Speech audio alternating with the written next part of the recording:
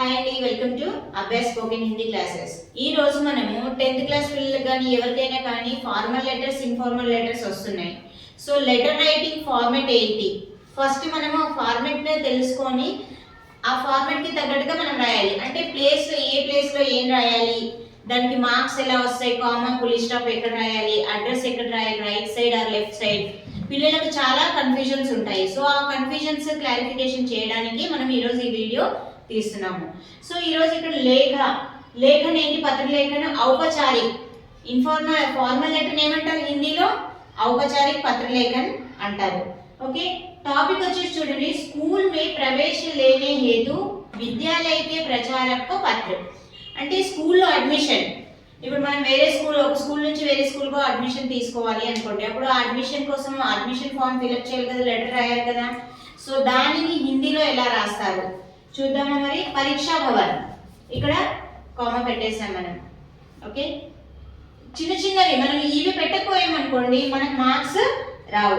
Full stops, commas most important letter writing లో. So మళ్ళీ ఇంకొకటి, మనము ఏ ప్లేస్ లో లెటర్ మనం రాస్తామో అడ్రస్ ఎక్కడ ఉండాలి, రిసీవర్ అడ్రస్ ఎక్కడ ఉండాలి, ఫ్రమ్ అడ్రస్ మన అడ్రస్ ఎక్కడ ఉండాలి అన్నది మోస్ట్ ఇంపార్టెంట్.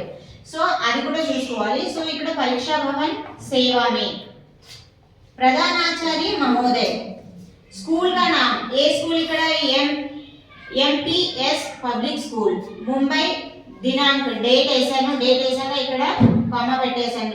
విషయ్, ఇక్కడ మనము టాపిక్ పెట్టాలి కదా, టాపిక్ ఏంటో మనం దేని గురించి రాస్తున్నామో అక్కడ విషయ్ ఇవ్వాలి కదా. విషయ్ అంటే ఏంటి, టాపిక్, మనం దేని గురించి ఇవ్వాలి, దేని గురించి చెప్పాలనుకుంటున్నాం అనేది టాపిక్. విషయ్ వచ్చేసి విద్యాలయ మే ప్రవేశ పానే హేతు ఆవేదన పత్రం, మీ స్కూల్లో అడ్మిషన్ కోసమని మనము లెటర్ రాస్తున్నాము. సో ఇక్కడ అయిపోయిన తర్వాత ఇదంతా మొత్తం ఇక్కడ మ్యాటర్ రాయాలి.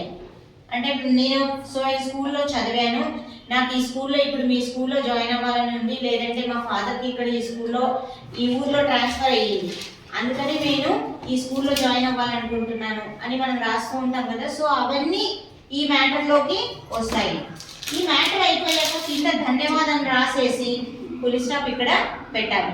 ఓకే, ఫుల్ స్టాప్ అయినాక ఇక్కడ మీ అడ్రస్ డౌన్ లో, ఇదే ప్లేస్ కి కింద డౌన్ లోనే ఆప్కా ఆజ్ఞాకారి ఛాత్ర అని రాసి ఇక్కడ మీ అడ్రస్ రాయాలి. సో ఇక్కడ రిసీవర్ అడ్రస్, మధ్యలో విషయ్, దాని కింద టాపిక్, మ్యాటర్ మొత్తం రాసిన తర్వాత కింద ధన్యవాద్, అండ్ కింద వచ్చేసి మన అడ్రస్. సో ఇది ఫార్మాట్. ఈ ఫార్మాట్ ని మీరు ఫాలో అయితే మీకు 1కి 2 సార్లు చూసి మీరు ఎగ్జామ్ రాసేటప్పుడు రాయండి, మీకు మార్క్స్ పోకుండా ఉంటాయి.